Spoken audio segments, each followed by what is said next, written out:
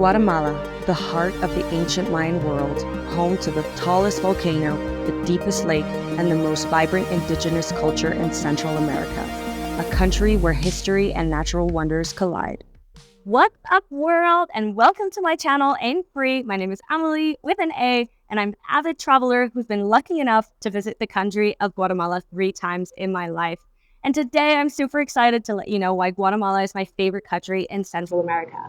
Wildlife, jungles, culture, volcanoes, beaches, surfing, lakes. This country has it all. So buckle up because I'm about to reveal all of the best places to see and activities to do here. And if you stick around until the end, I have something to offer you to help you with your upcoming trip.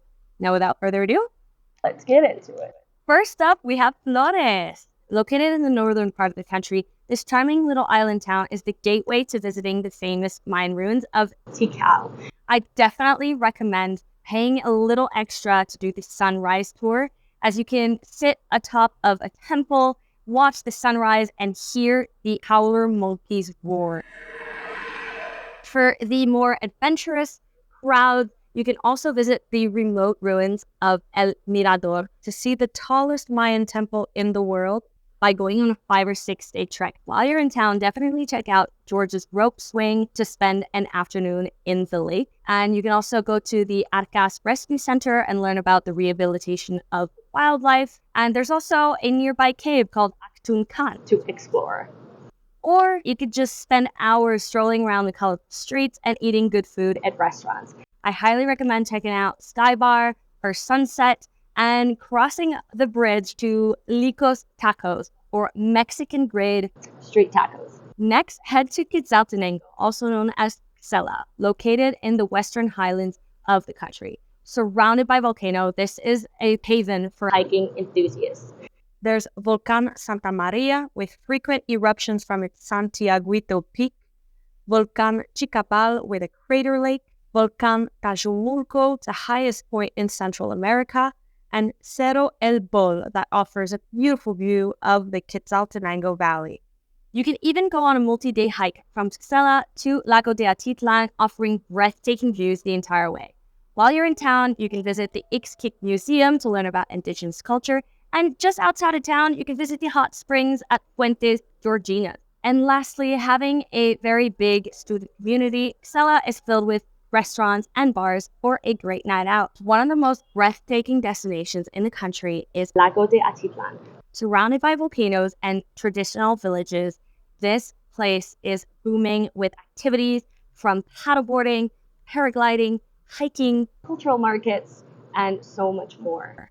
There's so much to say about this part of the country, but I'll try to summarize briefly the key points to each village around the lake. First up, Panajachel, the main gateway into the lake and the biggest village with unlimited activities. Here you can go paragliding, ziplining, mountain biking, horseback riding, hiking, and visit a natural reserve booming with wildlife. From Pana, I also recommend taking a day trip to Chichicastenango, one of the biggest markets in Latin America, held on Thursdays and Sundays. You can make this an adventurous journey by taking the infamous chicken buses. Second, my favorite, San Pedro La Laguna, also known as the party village, the most popular amongst backpackers. A lot of people choose this place to do some homestays or dive into Spanish school. While you're here, you must do the Indian Nose sunrise hike for spectacular views of the lake and the surrounding volcanoes. If for the more experienced hikers looking for a challenge, you could take a shot at hiking the San Pedro volcano as well. From here, you can walk over to the artistic town of San Juan or take a boat to the cultural town of Santiago. Mr. Mullis Hostel hosts a boat party every Thursday, which is a really fun way to spend the day on the lake. Just be careful of the shots because they're deadly. And lastly, I would like to mention my favorite restaurants, Cafe Atitlan for cheap breakfast with a view, and Zula for a delicious Middle Eastern dinner. Next up is San Marcos, known for its spiritual and wellness retreats, yoga, meditation, massages, tarot readings, fusion dance, cacao ceremonies, ayahuasca, mushroom trips, and so on. This place also hosts really cool jungle parties. And even if you're not into all that stuff, the 15-meter jump into the lake makes this village at least worth a day trip. Then there's Santa Cruz La Laguna, the tranquil town with the best views of the lake. Here, you can go glamping at Free Cerveza Hostel and spend the days lounging on the docks and using the paddleboards. You could also hike to the neighboring town of Jaibolito or go scuba diving. If you just want to disconnect from the crowds, you can visit the lesser visited towns of Santa Catalina Palopo with some hot springs, San Antonio Palopo with pottery and weaving classes, and Sonora with permaculture farms. To get around the lake, use the lanchas, which are public boats that shuttle regularly between the villages, offering a scenic and affordable way of travel. Next up, Antigua, my second favorite city in the world. The city itself is a UNESCO World Heritage Site. It's a must-visit colonial city with cobblestone streets, historic churches, vibrant market, and volcanic views. Every building is either a rooftop cafe, restaurant, bar, or a roofless garden. It's beautiful. Even the fast food restaurants here are breathtaking. My favorite activity to do in the city is to visit the well-preserved colonial ruins. I visited them all, and there are too many to name, but I will give you my three favorites: Convento La Recolección, Convento Santa Clara, and Antigua Cathedral. I also recommend visiting the Munag Museum, which is free entry, and the Antigua Brewery for incredible sunset 360-degree views of the city and the surrounding volcanoes. For those of you seeking amazing views, you can walk up to the Cerro de la Cruz viewpoint, or you can take a taxi to Huehuetenango, a little hobbit house village in the mountains. And most importantly, you can climb the most magnificent volcanoes surrounding the city. There's the easier hike of Pacaya, where you can roast marshmallows on the steaming grounds. And those of you who are up for the challenge, there is the life bucket list Acatenango hike, which is an overnight trek with spectacular views of the erupting Fuego volcano. You can even hike the erupting volcano up to a ridge located 200 meters away from the blast. It's a really, really hard hike, but it's so rewarding. I've done a full YouTube vlog about it if you're interested in more information about this particular experience. Okay, now, if you're looking for a beach escape, head to El Paredon on the Pacific coast. This beach town is ideal for surfing, relaxing on the beach, hardcore partying, and enjoying the stunning sunrise and sunset on the ocean. While you're here, do not miss out on the paddleboarding tour through the mangrove. And depending on the season you visit, you can also participate in turtle conservation projects and witness turtle hatching and releasing into the ocean. Another popular destination in Guatemala is Semuc Champey. It's a natural limestone bridge of turquoise pools surrounded by lush jungles, perfect spot for swimming, tubing, and cave exploring. It's one of the most stunning natural wonders in Guatemala and well worth the long journey to get there. I highly recommend doing a full day tour for the best experience. Near Semuc Champey is one of my favorite hostels in the world, Zephyr Lodge. The dorms, the pool, the jacuzzi, the food, the parties, this place is awesome.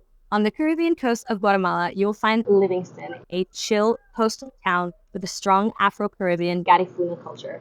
Accessible only by boat, you would go here to learn about traditional dance, music, and seafood dishes. Unlike many other Caribbean destinations around the world, I wouldn't particularly go here for the beaches, although there is one nice one called Playa Blanca. There's also the Siete Altares to visit, which is a series of cascading pools where you could take a refreshing dip, somewhat similar to a smaller version of Semuc Champey. You take the boat to and from Livingston from Rio Dulce. Here, there are so many eco-resorts where you can just unwind for a few days. While you're here, you could check out the Castillo San Felipe for a little bit of Spanish history. And also, do not miss out on the thermal falls, a natural gem where you can swim in warm cascading water. Another notable destination way off the beaten path is Huehuetenango, a town in the highlands filled with various indigenous communities. It's close to the Mexican border, so it's a great spot to go if you're traveling onward. It's also a great base if you want to explore some of the hidden gems of Guatemala, such as Cenotes La Candelaria, the Canyon Hoyo El Cimarron, and Laguna Brava. Lastly, I'll mention Guatemala City, the capital, likely the place you'll be flying in and out of. I won't dive deeply into this one because I recommend just heading anywhere else in the country as soon as you arrive, but still, being a huge city, there's a lot to do here. You can visit the museums, go to the bustling markets, and enjoy the vibrant nightlife. Just be careful. It is known to be a more dangerous part of the country. Now, let's get into some tips and information about the country. So, in Guatemala, a big thing to note is that culture and traditions run deep, especially within the indigenous Mayan communities. Here, you'll find colorful textiles, vibrant markets, Mayan dialects, and people dressed in traditional clothing all throughout the country. I highly recommend learning a few key Spanish phrases, as English is not widely spoken. When it comes to cost, unfortunately, Guatemala is not as cheap as it used to be. The local currency is the Guatemalan Quetzal, and always carry cash with you at all times, as credit cards are not widely accepted. Guatemala is not so rich with street food, but there are many restaurants and local comedores. The typical breakfast here is eggs, frijoles, and bread, and don't miss out on Quetzalteca, Guatemala's beloved flavored liquor. This is delicious as a shot or with mixers. Definitely try many of the typical Mayan dishes, as they are very flavorful and comforting. Getting around the country is definitely best done by shuttle buses. You can also opt for the public chicken buses, which are colorful, retrofitted, old school buses. However, there are not many direct routes, and there is no space for your bag, so definitely more difficult to get around that way. I do highly recommend the experience, though, especially if you're going on a day trip somewhere. The best time to visit Guatemala is during the dry season from November to April, where the weather is pleasant and there's less rain. Just make sure to be prepared for cooler temperatures in the highlands, such as Antigua, and crazy hot, humid temperatures in the coastal lowlands like El Paredon. As it is a big country, I recommend spending at least a month in Guatemala if you want to travel everywhere and see everything. And if you're shorter on time, well, you'll just have to make some tough decisions. Guatemala is generally a safe country for tourists. The locals are super friendly and welcoming, but always exert precautions, especially in larger cities like Guatemala City. To ensure you remain healthy during your trip, make sure to only drink filtered water. Use mosquito repellent, as there are malaria-borne areas, and don't forget to apply sunscreen. And that's a wrap for our travel guide to Guatemala. I hope this gives you a clear picture of what to expect and helps you plan your perfect trip. Now, for the sake of keeping this video as short as possible, I did have to leave some information out, but I did work extremely hard at preparing travel maps that you can download directly to your phone and view on Google Maps. You can see the pins to all the activities, towns, sightseeing landmarks, accommodation, restaurant, bars, transportation terminals, and etc., including short descriptions and personal recommendations. For only a small fee, you get to have access to years of research and personal experience, so you can go on a stress-free, easy travel to one of the most beautiful countries in the world.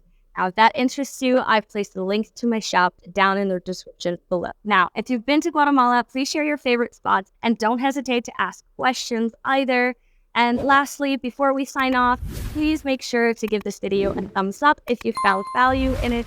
And don't forget to subscribe to my channel and hit the bell icon for more Latin America travel guides. And feel free to follow me on Instagram for more frequent updates on my adventure. I will see you in the next video. I hope you have a wonderful trip. And I love you guys. Bye-bye.